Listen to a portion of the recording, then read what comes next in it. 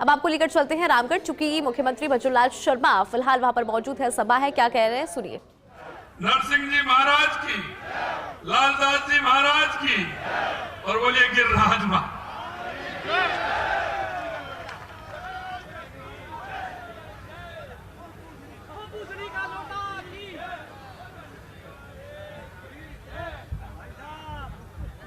ये पूछरी के लौटा की ज्यादा जोर से बोल रहे हैं, और पूछरी के लौटा की। आज के इस रामगढ़ की चुनावी सभा में मंच पर विराजमान भारतीय जनता पार्टी राजस्थान प्रदेश के मुखिया, हमारे प्रदेश के अध्यक्ष सम्मानीय मदन राठौड़ जी, हमारे केंद्रीय मंत्री, भारतीय जनता पार्टी के विभिन्न दायित्वों पर रहे राष्ट्रीय महामंत्री, और अभी आपने देखा कि इससे पहले भी प्रभारी थे और अब भी महाराष्ट्र के प्रभारी हैं सम्मानीय भूपेंद्र यादव जी, हमारे राजस्थान सरकार में मंत्री माननीय गौतम दत्त जी, भाई संजय शर्मा जी, पूर्व केंद्रीय मंत्री भाई कैलाश चौधरी जी, हमारे पार्टी के वरिष्ठ नेता, लगातार विधायक रहे, मंत्री रहे, हमारे प्रतिपक्ष के नेता रहे, ऐसे सम्मानीय राजेंद्र राठौड़ जी, x MP Ramswaroop Kohli ji, x MP doctor Karan Singh ji, हमारे तिजारा से विधायक सम्मानीय बाबा बालकनाथ जी, बहरौड़ से विधायक डॉक्टर जसवंत जी, विराटनगर से विधायक और जो संचालन कर रहे हैं ऐसे भाई कुलदीप धनखड़ जी, बानसूर से विधायक देवी सिंह जी,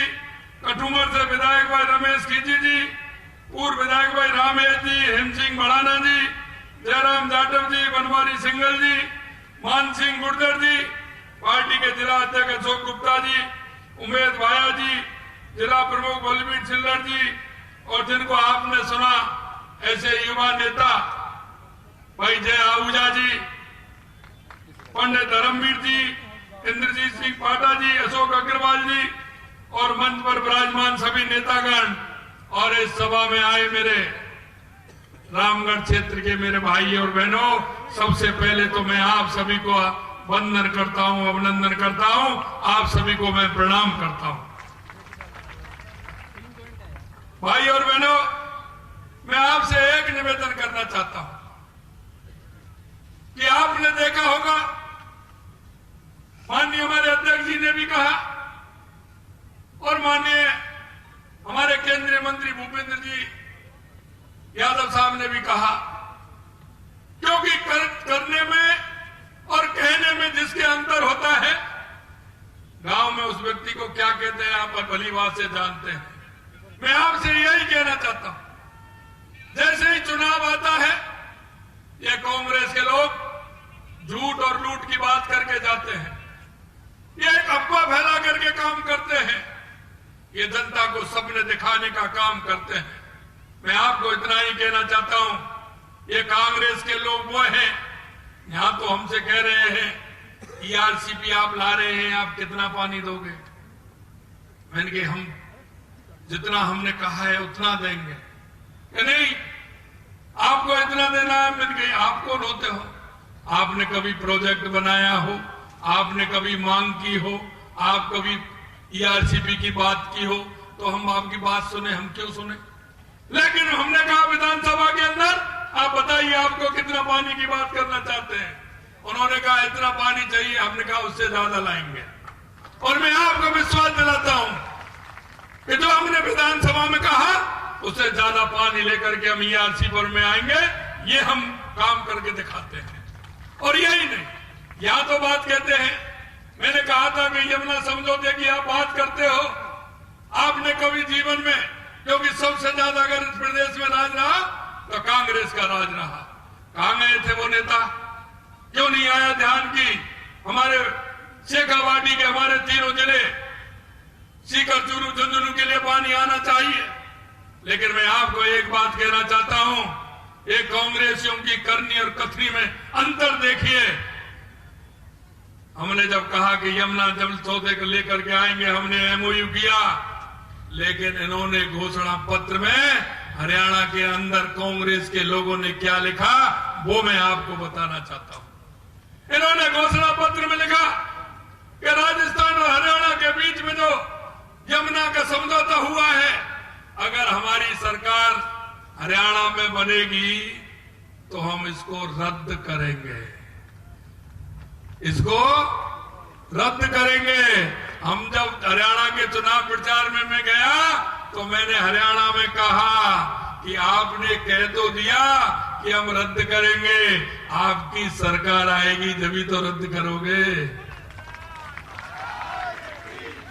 मैं आपसे कहना चाहता हूं मेरे भाई और बहनों, राजस्थान के अंदर कुछ कहते हैं, हरियाणा के अंदर कुछ बात करते हैं, और आपने देख लिया। अरे ये मैं आज झुंझुनू के अंदर कहा था राजेंद्र जी भाई साहब मैंने, अरे वो शेखावाटी के लोग हैं, क्योंकि शेखावाटी हमारे भामाशाहों के लिए जानी जाती है। मैं अभी यूके भी गया, जर्मनी भी गया, वहां भी मेरे को वहां के सेठ मिले। अरे उन सेठों ने तो काम किया है, वहां की जनता काम करती है, प्याऊ लगाती है, लोगों को पानी पिलाती है, गायों को पानी पिलाती है, पक्षियों को पानी पिलाती है। जब उन्होंने देखा कि ये पानी हमारे को रोकेंगे तो ये भाव आत्मा का वहां भी गया, और वो भाव मिलकर के हरियाणा में भारतीय जनता पार्टी की सरकार बहुत बड़े बहुमत के साथ बनी। ये हमारा काम। मैं आपसे कहना चाहता हूं मेरे भाई और बहनों कि आपने देखा होगा कि हमने जो संकल्प पत्र में जो वायदे किए थे, एक एक वायदा हमारा 10 महीना का काम है, आप देख लीजिए। हमने एक एक वायदा जो किया था उसको हम पूरा कर रहे हैं, और आज मैं कह सकता हूं उन वायदों के हम लगभग 50% वायदे हमने 10 महीने के अंदर पूरे किए, जबकि हमारे वायदे 5 साल के लिए थे। मैं आपसे कहना चाहता हूं, क्या जिस तरह से माननीय भूपेंद्र जी वैसा कह रहे थे, एक काम को इसलिए छोड़ दिया कि कांग्रेस के लोगों को वोट नहीं मिलता है। अरे मैं कहना चाहता हूं आपसे, हमने राजस्थान के अंदर 200 विधानसभा है, हमने विधानसभा के अंदर कहा था कि जो हमारे कार्यकर्ताओं ने जो संकल्प पत्र में जो बात कही है उनको पूरा करेंगे, और मैं आपको विश्वास दिलाता हूं एक भी विधानसभा 200 में से ऐसी नहीं है कि जिसमें हमने विकास के काम बजट में नहीं दिए हो। क्योंकि हम कहते हैं, देश के यशस्वी प्रधानमंत्री नरेंद्र मोदी जी कहते हैं मैं देश के 140 करोड़ लोगों के लिए काम करता हूं, और हमारी सरकार कहती है कि राजस्थान की 8 करोड़ जनता के लिए हम काम करते हैं। और इसलिए हमने किसी तरह का भेदभाव नहीं किया, 200 की 200 विधानसभाओं में बजट देने का काम किया, और बजट देने का काम ही नहीं किया, जो बजट हमने दिया था उस बजट की हमने पूरी तरह से जमीन भी अलॉटमेंट कर दी, और हमारे 10,000 करोड़ रुपए से ऊपर के हमने काम भी मंजूर करके उनका शिलान्यास करने का काम किया है। हमने कहा ईआरसीबी को लेकर के आएंगे, ईआरसीबी को एमओयू किया, और अभी कुछ ही दिनों में एमओए भी होने वाला है और शिलान्यास भी होने वाला है आने वाले समय में। हमने रामगढ़ को भी जोड़ा है। हमने यही नहीं, राणा प्रताप सागर से ब्राह्मणी नदी निकलती है, हमेशा उसका पानी समुद्र नदी के माध्यम से समुद्र में जाता है। उस ब्राह्मणी नदी को जोड़ करके हमने उस पानी को बनास में लाना है, बनास से उस पानी को हमारी बाणगंगा नदी में भी डालना है। उसके लिए भी टनल बनने की डीआरपी बन रही है, और वहां से बाणगंगा से वो रूपा रेल में भी आएगा, और इस राजस्थान को और राजस्थान के किसान को एक खुशी मिलेगी। लेकिन शहजादे कहते हैं कि आलू से सोना बना दीजिए।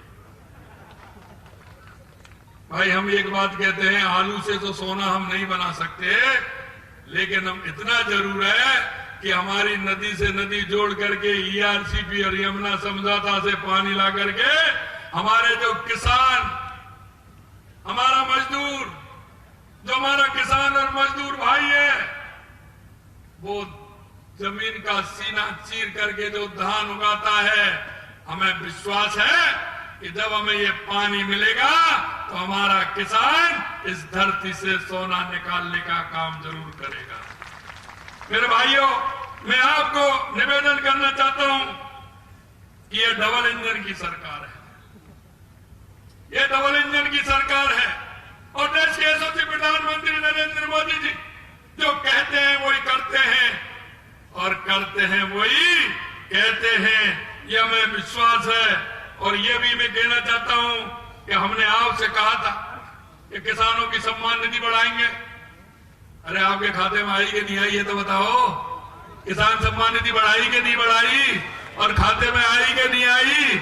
और हमने कोई भेदभाव किया क्या? कोई भेदभाव किया क्या? किसी जातिवाद किया क्या? कोई धर्मवाद किया क्या? देश के यशस्वी प्रधानमंत्री नरेंद्र मोदी जी किसान सम्मान निधि में कोई भेदभाव करते हैं क्या? और मैं आपसे कहना चाहता हूं,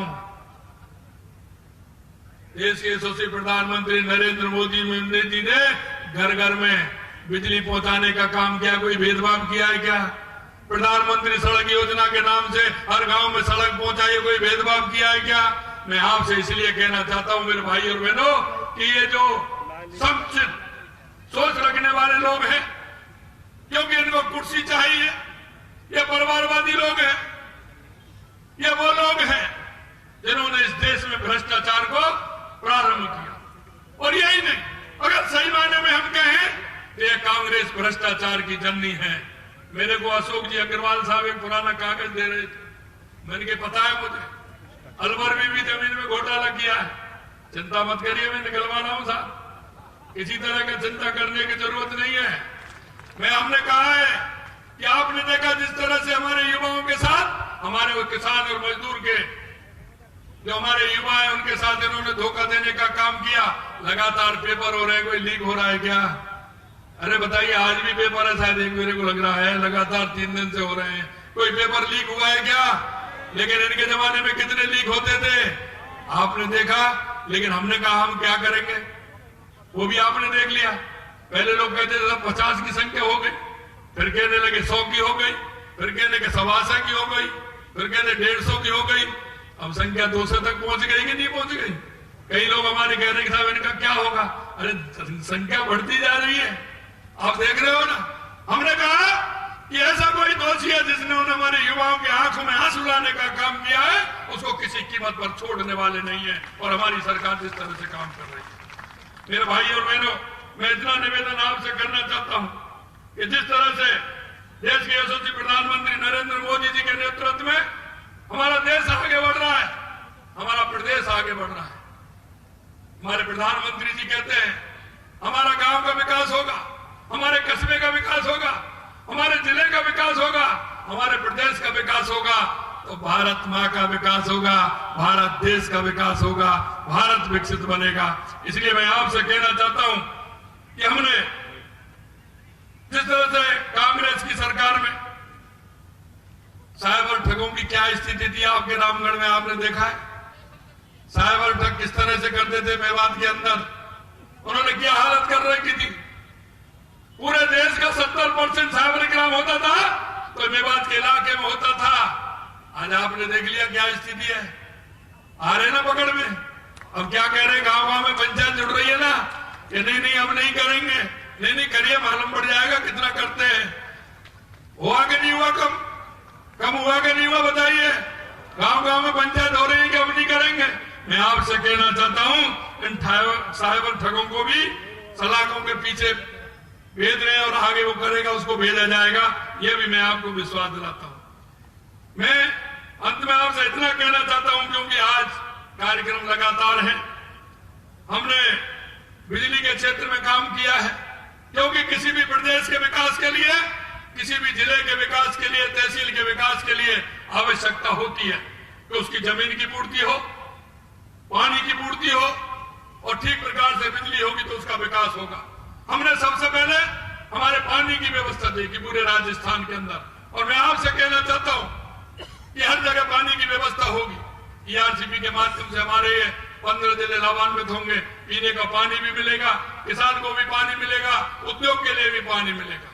और बिजली की मैं बात करूं, हमारे किसान भाई हैं, क्या स्थिति हो रही थी, लेकिन हमने कहा है कि किसान को आने वाले 2027 तक हम दिन में बिजली देने का काम करेंगे। और मैं आज आपको विश्वास दिलाता हूं कि 2027 तक दिन में राजस्थान के किसान को दिन में बिजली देंगे। और एक और मैं बात कहता हूं कि बिजली में हम सरप्लस होंगे, बिजली हम खरीदेंगे नहीं। इन्होंने तो कितना घोटाला बिजली में किया वो आपको पता है, लेकिन मैं विश्वास दिलाना चाहता हूं कि किसान को दिन में बिजली भी देंगे और रात को किसान आराम से जाएगा, दिन से सुबह से पहले ही घर पहुंचेगा, बच्चों के साथ खाना खाएगा, टीवी देखेगा, समाचार सुनेगा। क्योंकि नहीं तो किसान को क्या होता है, और तो घर आते हैं और किसान जंगल में जाता है अंधेरे में। इस तरह की बिजली की हालत है। मैं आपको कहना चाहता हूं कि इसको हमको भी हमारी सरकार करेगी। अंत में मैं आपसे इतना कहूंगा कि हमने जो घोषणा पत्र, संकल्प पत्र हमारा जो हमने वायदे किए थे और आपके जो बजट की रामगढ़ के अंदर हमने दिया है, अरे ये तो एक राजस्थान की पहला बजट था, ये तो एक टेलर है, टेलर अभी तो ये तो टेलर है राजस्थान के बजट का। लेकिन आने वाले समय में राजस्थान विकसित राजस्थान बनेगा, राजस्थान विकास की ऊंचाइयों को छुएगा, राजस्थान देश का पहला राज्य होगा, यह मैं आपको विश्वास दिलाना चाहता हूं। मित्रों, मैं इतना कहना चाहता हूं आपसे कि हमने आवास योजना से लेकर के वृद्धों के सम्मान से लेकर के हमने जिस तरह का काम किया है, मैं आपको इतना ही ध्यान दिलाना चाहता हूं कि भाजपा ने इस मेवात की भूमि पर हमारे इस क्षेत्र में जो हमने काम किया है, इसको और हम बढ़ाएंगे। 10 माह के अंदर हमारे 10 वर्षों में केंद्र में और पिछले 10 माह में राजस्थान में भाजपा सरकार ने जो विकास के काम पर मोहर लगाई है, उसको और मजबूत करने का हम काम करेंगे। मैं अंत में इतना कहना चाहता हूं, आपका है अपना है, एक ऐसा व्यक्ति है जो एक जमीन से जुड़ा हुआ है। और मैं हमेशा कहता हूं कि जो जमीन से जुड़ा व्यक्ति होगा वो ही आप लोगों की पीड़ा को जान सकता है। कहते हैं ना, जिसकी नहीं फटी विवाही वो क्या जाने पीर पर आई। कहते हैं कि नहीं कहते हैं? अब ये तो आप में से ही है, दसमन तो हम और दसमन तो एक से ही मानो हमको। हम और दसमन जी को तो जानते ना हमको कि गांव में क्या समस्या होती है, पानी नहीं होता तो क्या होती है, किस तरह की समस्या आती है, और किसान को किस तरह की समस्या आती है, गरीब को किस तरह से समस्या आती है। तो एक ऐसा व्यक्ति जो आपको पूरी तरह से जानता है, सुखवंत, ये पूरी तरह से आपको जानता है। इसलिए मैं आपसे आग्रह करता हूं कि हमारे सुखवंत भाई को ज्यादा से ज्यादा वोटों से जिता करके आप विधानसभा में भेजेंगे, ये मैं आपसे कहना चाहता हूं। तो आप कहें तो मैं माला पहना दूं? ऐसे थोड़ी। पीछे वाले क्या कह रहे हैं? पीछे वाले पहना दूं? तो बोलिए भारत माता की, भारत माता की, भारत माता की, रामगढ़ की।